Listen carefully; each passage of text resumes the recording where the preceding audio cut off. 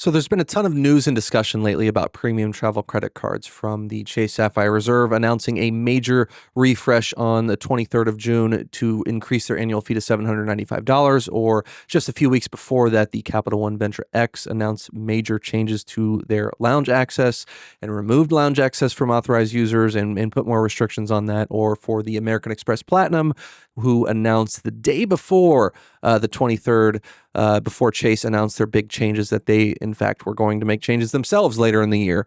So they kind of tried to steal Chase's thunder and announced, a big refresh and the biggest investment that we've ever made. So all three of these major issuers and their flagship premium cards have undergone major changes or will undergo major changes in the short coming months here. So there's been a ton of news and discussion and topics and videos being made, and just there's been a lot swirling on premium travel cards lately, and people are picking sides, whether these are absolutely insane things to have and the annual fees don't make sense and nobody could possibly make use of those benefits, to the other side of the coin, where people are these are great changes. I'll be able to, these will fit my lifestyle. I don't care about the the reduced lounge access on the Venture X because they're going to be less crowded possibly, and the Platinum card, they like the current benefits and can't wait to see what the enhancements are. So there's really a lot of differing opinions here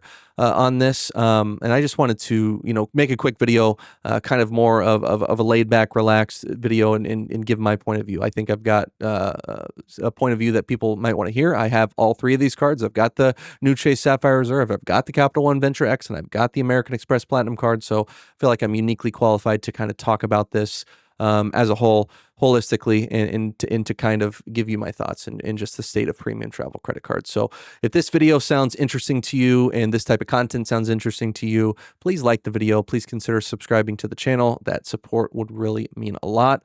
Without further ado, let's dive right in. So starting off with the major news here, the Chase Sapphire Reserve. So this card was refreshed, like I said, on June 23rd, and it received a larger annual fee, so it went up from $550 all the way up to $795. With that increase in annual fee, that you get a slew of benefits. I'm not going to go over every single benefit here on this video. I made a recent video about the Chase Sapphire Reserve and all the benefits and the full breakdown. If you want to watch that video, I'll leave a link down in the description to that video. But it's a major update. So a huge giant update to this card that we haven't seen in 4 or 5 years. So the reason why I got that card, so my wife has, I guess you could call it the Chase trifecta. She previously had the Sapphire Preferred, and that was downgraded to a Freedom card. And she also has the Chase Freedom Flex and the Chase Freedom Unlimited. So once we downgraded her Sapphire Preferred after a year on that, down to an OG Freedom card, she had 3 no annual fee cards. So rather than apply for this card outright on the 23rd when the new changes got announced, and to take up a 524 slot and to add a new card on our credit report, I decided that it would be a great idea before that to lock in that $550 annual fee to upgrade one of her cards, so we could test drive those new benefits, get theoretically $795 worth of value only for $550. So that's the reason why we did it. I think a big call out and something I want to kind of draw attention to, and this is larger to this entire discussion and not just centered to the Chase Sapphire Reserve, is that a lot of these credits are designed specifically for people that live in bigger cities and are more catered to either higher single spenders, or are designed for people with families that to take advantage of some of the benefits. So what do I mean by that? So the credits on these cards are designed for people in big cities. Let's talk about the first point first. So a lot of these cards, so like the dining credit on the Sapphire Reserve, the $300 dining credit that's split into 2 $150 chunks, most of the restaurants, 80-90%, and this could change over time, and they could add more restaurants to this portfolio to be able to utilize this credit. But as it stands now, taking a look at the list, the vast majority of restaurants are located in big cities. So New York, Chicago, Los Angeles, the usual suspects. So if you live in the middle of nowhere, nothing wrong with living in a rural place. Or I'm from a rural place in Indiana, so I'm not looking down on that whatsoever. I love the slower pace of life. I moved to the suburbs of Chicago recently, so not trying to go down it, but you're gonna have a hard time. You're gonna have a hard time finding restaurants that fit this type of credit. In theory, you're supposed to be traveling with this card, so you would travel to the big city or a big city and stay in a hotel or whatever the case may be, and use those credits on that getaway weekend. But we all know that that's not the optimal use of this. If you have to go out of your way in order to utilize those benefits, it's probably going to be much less valuable for you. So that's just one way on the Sapphire Reserve, and then the credits are less valuable if you live in a smaller town. And then the American Express Platinum card, you get Uber Cash deposited to your account each month, $15 most of the months, and then it ups in December. But same thing there. So I think the best use case for that is if you're a business traveler, you're going to take Ubers a ton. But if you're not, and you're just an average person looking to utilize those Uber credits, you're going to want to order through Uber Eats. And Uber Eats has a much larger presence in bigger cities. Again, same theme there. So if you're somebody who lives in a big city, you can really utilize those credits to a higher value. If you live in a small town, you're going to have a tough time. You might have 1, 2, maybe even 0 restaurants that offer Uber Eats as a pickup option to utilize those credits. So those are just 2 quick examples off the top of my head of why this luxury travel credit card is much more geared towards people in a bigger city.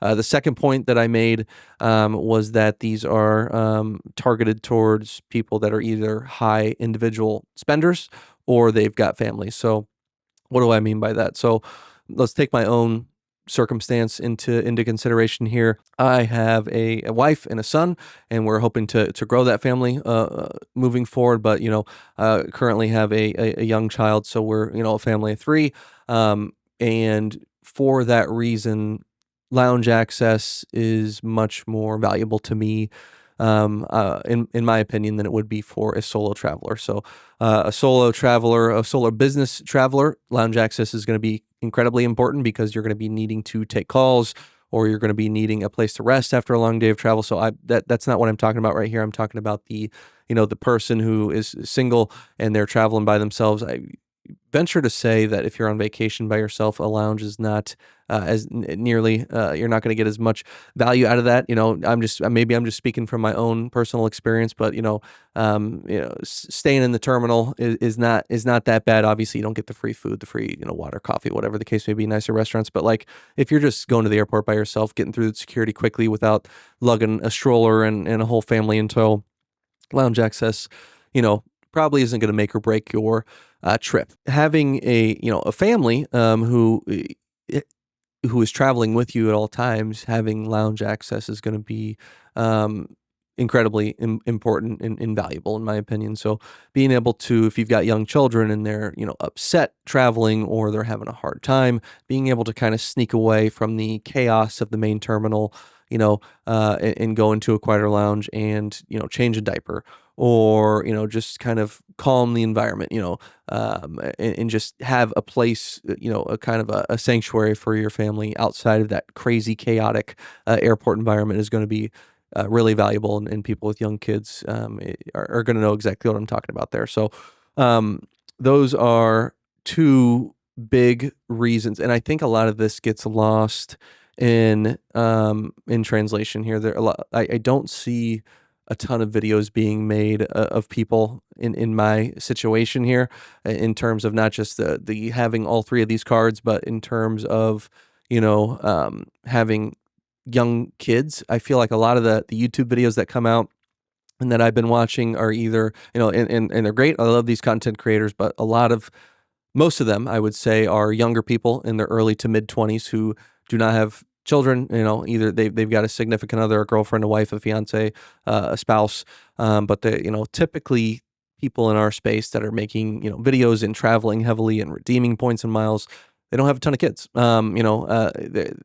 It's quite uncommon. So kind of the experience that I'm looking for, kind of the content that I've been searching out, that's really been lacking, that type of perspective. There are here and there. So I know Dugras has got a couple kids, and Luke's points in Miles. He's got a son. They're a little bit older though, but just those are just two quick examples. But outside of that, a ton aren't coming to mind. So that's kind of a reason why I really wanted to make this channel. I feel like I had a different type of perspective on being able to travel with young kids, and really to make it a point and make these redemptions, and bring the family with me. So in any event, I just feel like that perspective has been missing in the argument here. So it's either yell from the rooftops, how could these credits ever make sense? Lounges are overrated. These types of credits are so cumbersome and such a waste of time.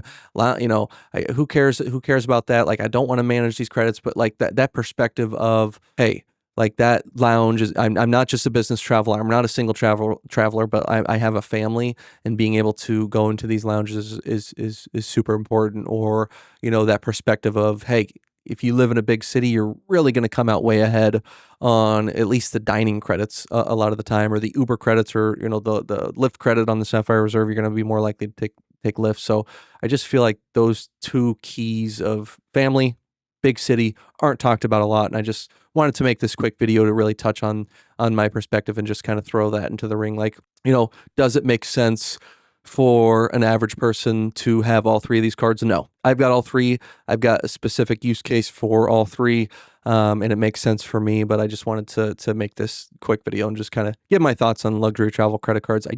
I'll close with this. I don't think, and I know this isn't going to be popular, but like, I don't think these credit cards, these luxury cards, are for a lot of the people who are falling kind of for the marketing. So if you are, somebody in your early 20s, and you don't make a ton of money, you don't have a family, you're by yourself, it's really, really hard to find a situation where these cards, outside of the Ventrex, like I just talked about, that card is, I recommend that for lots of people. But like, let's just talk about the Sapphire Reserve and the American Express Platinum. It's just really tough for me to find a situation where that makes sense for that person. So, like I mentioned, lounge access is probably not going to be a big factor for you. And, just, you probably just don't need it. I just, to come out and say it bluntly, I just don't want to tiptoe around anymore. You don't need it. If you're 20, 22, and you're enamored by the platinum card, and it's so cool, it's a symbol of luxury.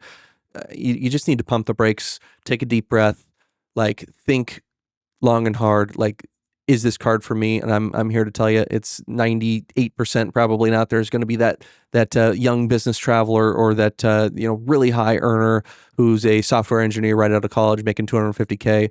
That, obviously there's going to be exceptions to every rule, but I can feel pretty comfortable in saying that that really young person with a limited income, who's making, 65K out of college, they're feeling good with their first, big adult job, and really want to have that new status symbol and sign up, and everything's in the news, and this is cool. Like, it's not for you. I'm sorry.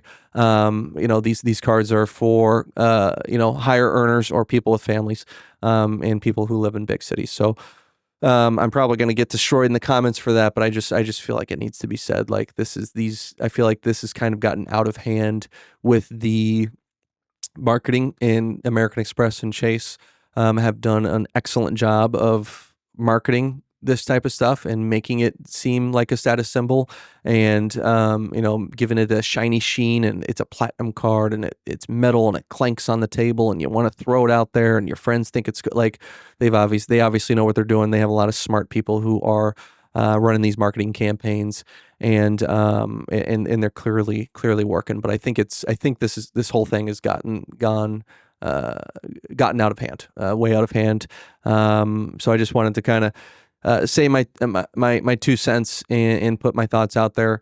Not going to be popular, but I just wanted to get this video out there. So with that, we're gonna wrap up this video. If you're interested in any of the cards that I've talked about, or other credit cards, I've got credit card referral links that I'll leave down in the description in the pinned comment below. That's a great way to support the channel.